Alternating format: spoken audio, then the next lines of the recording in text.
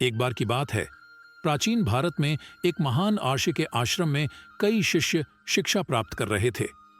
आर्षि का नाम वशिष्ठ था और उनके आश्रम की शांति और ज्ञान का वातावरण दूर दूर तक प्रसिद्ध था।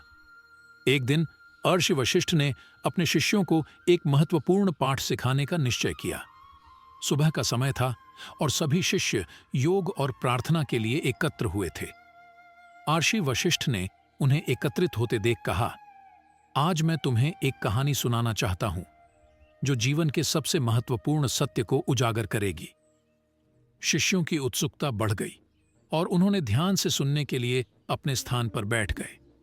ऋषि वशिष्ठ ने कहना शुरू किया, बहुत समय पहले की बात है। एक छोटे से गांव में एक किसान रहता था। उसका नाम गोपाल था। गोपाल अत्यंत परिश्रमी और ईमानदार व्यक्ति था। वह रोज सुबह जल्दी उठता और अपने खेत में काम करने जाता। खेत में काम करते समय वह हमेशा भगवान का स्मरण करता और उनका धन्यवाद करता। एक दिन जब गोपाल अपने खेत में काम कर रहा था, उसने देखा कि उसकी फसल में कीड़े लग गए हैं। वह चिंतित हो गया क्योंकि यह उसकी आजीविका का एकमात्र साधन था। गोपाल ने तुरंत अपनी समस्या के समाधान के लिए भगवान से प्रार्थना की।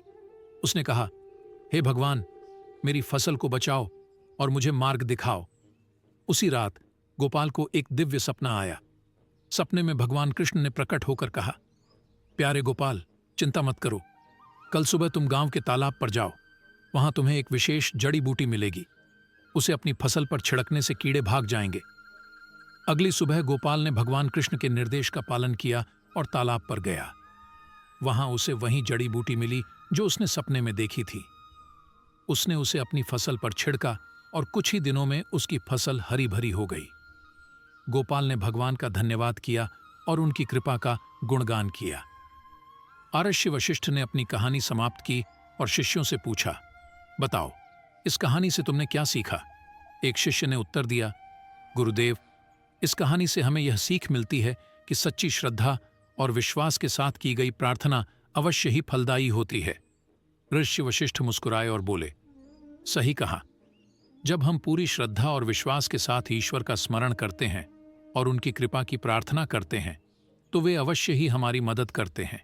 चाहे परिस्थितियां कितनी भी कठिन क्यों ना हो, ईश्वर पर विश्वास रखना चाहिए और कठिनाइयों का सामना धैर्य और साहस के साथ करना चाहिए।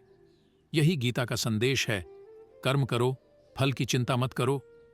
शिष्यों ने ऋषि वशिष्ठ के इस उपदेश को अपने हृदय में बसा लिया और प्रण किया कि वे अपने जीवन में कभी भी ईश्वर पर विश्वास और श्रद्धा नहीं खोएंगे। इस प्रकार आर्षि वशिष्ठ ने उन्हें जीवन का एक महत्वपूर्ण पाठ सिखाया और उनके मनोबल को सुदृढ़ किया। इस कहानी से हमें भी यह सीख मिलती है कि कठिन समय में ईश्वर पर विश्वास रखें और अपने कर्तव्यों का पालन करते रहें। ईश्वर की कृपा और हमारे प्रयास हमें सफलता की ओर ले जाएंगे।